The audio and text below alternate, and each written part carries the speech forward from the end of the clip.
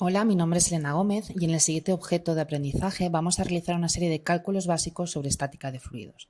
En concreto, calcularemos la fuerza hidrostática que genera un fluido sobre una superficie plana, en este caso aplicando el método del prisma de presiones. Los principales resultados de aprendizaje de este objeto consisten en aplicar la ecuación general de la hidrostática, en concreto, calcular la fuerza hidrostática producida sobre un fluido sobre una superficie plana. Y en este caso, aplicando el método del prisma de presiones. Para ello realizaremos un ejemplo del cálculo de la fuerza hidrostática que ejerce un fluido, en este caso agua, sobre una compuerta que se encuentra inclinada y lo haremos por medio del prisma de presiones. Para calcular esa fuerza hidrostática por medio del prisma de presiones requerimos que el ancho de la superficie, en este caso que el ancho de la compuerta, sea constante. Es decir, que la profundidad, el ancho perpendicular a la pantalla en este caso, sea constante a lo largo de toda la superficie, como es el caso de un rectángulo. Este método del prisma de presiones no lo podríamos aplicar si ese ancho no fuera constante, como es el caso, por ejemplo, de una compuerta circular, en forma de triángulo, en forma de rombo, etc. ¿Cuánto valdrá la fuerza hidrostática, en este caso ejercida sobre el fluido, sobre esa compuerta plana de ancho constante? Pues el valor de la fuerza hidrostática coincide con el volumen del prisma de presiones. La dirección siempre es perpendicular a esa superficie desde el fluido hacia la propia superficie. ¿Y dónde se aplica esa fuerza hidrostática? En el centro de presiones, que en este caso coincidirá con el centro de gravedad del prisma de presiones. Por tanto, el primer paso consiste en dibujar ese prisma de presiones. Para dibujar ese prisma de presiones, identificamos, por ejemplo, en el vértice superior, en el punto B, en ese diferencial de superficie del punto B, la fuerza hidrostática que se estaría ejerciendo sobre ese diferencial de superficie.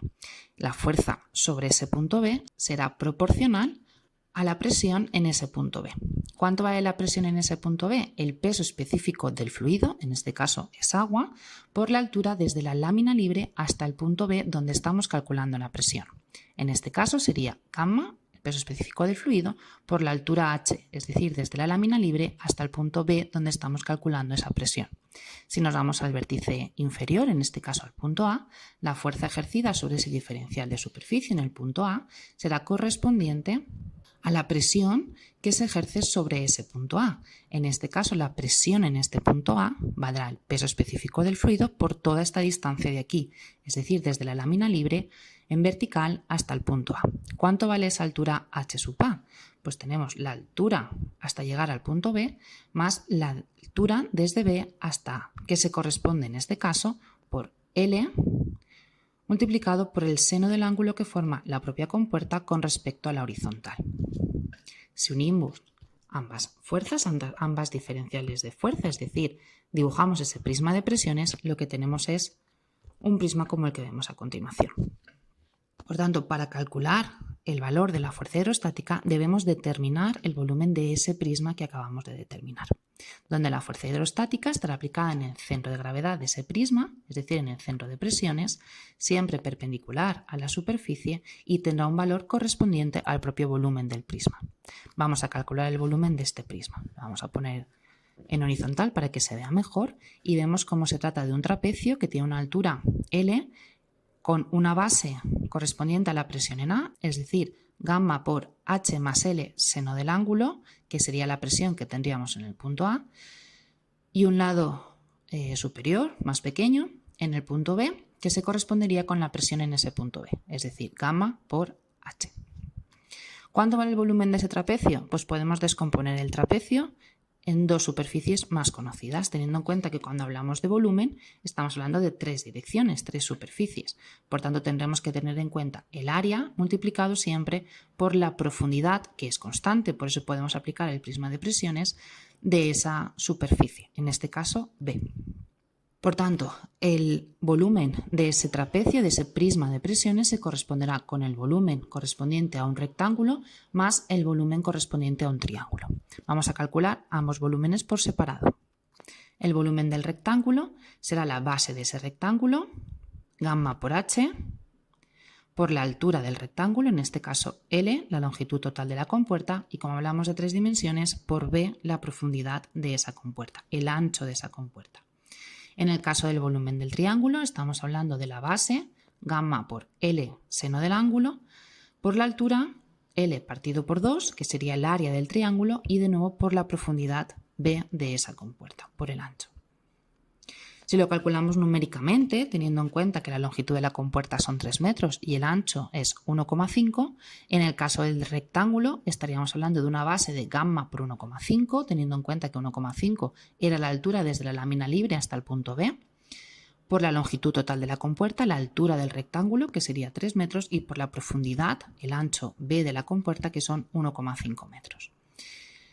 En el caso del volumen del triángulo, estamos hablando de la base, que eran gamma por L seno del ángulo que forman, por la altura de ese triángulo, que corresponde a la longitud total de la compuerta, 3 metros, partido por 2, eso sería el área del triángulo, y de nuevo por la profundidad, porque estamos hablando de volúmenes, 3 dimensiones, por 1,5. Con lo cual podríamos calcular el volumen total del rectángulo más el volumen total del triángulo, de manera que el volumen total del prisma de presiones sería la suma del volumen del rectángulo más el volumen del triángulo, tal como tenemos aquí, 108.781,29 newtons. Eso es directamente el valor de la fuerza hidrostática, porque el valor de la fuerza hidrostática por el prisma de presiones se corresponde con el volumen de ese prisma. ¿Dónde aplica esa fuerza hidrostática? En el centro de presiones. Ese centro de presiones es el centro de gravedad del propio prisma. ¿Dónde está el centro de gravedad de un trapecio? Podemos combinarlo sabiendo el centro de gravedad de un rectángulo, que estaría a la mitad de la altura de ese rectángulo, en este caso L medios, más el centro de gravedad de un triángulo. ¿Dónde se encuentra el centro de gravedad de un triángulo? Pues a 2/3 desde el vértice superior o a 1/3 desde el vértice inferior. En este caso estaría a 1/3 de la longitud total, de la altura total de ese triángulo.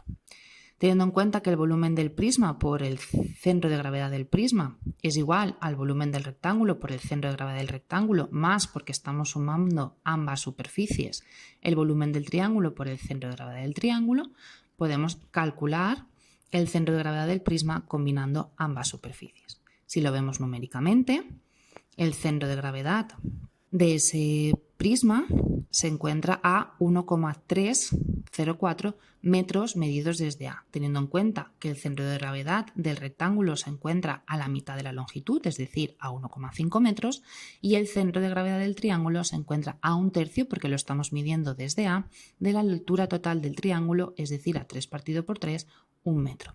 Si combinamos ambas superficies con los centros de gravedad, obtenemos el centro de gravedad del propio prisma de presiones.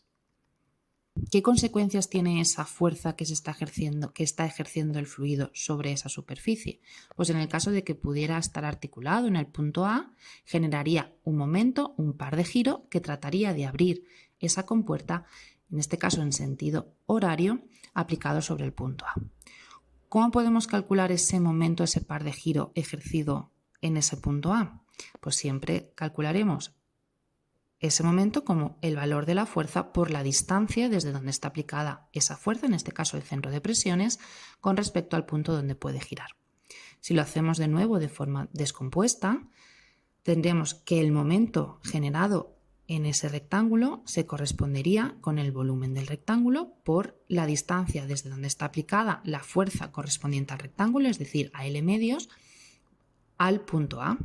Y en el caso del triángulo, de nuevo, la fuerza correspondiente al triángulo, es decir, el volumen de ese triángulo, por la distancia desde donde está aplicado, desde el centro de gravedad de ese triángulo, a donde podemos girar, en este caso, el punto A. Si lo calculamos numéricamente, el momento de giro total aplicado en A sería el correspondiente a la fuerza hidrostática total que hemos calculado previamente por la distancia desde donde está aplicado, es decir, el centro de presiones, el centro de gravedad de ese prisma de presiones, al punto donde puede girar.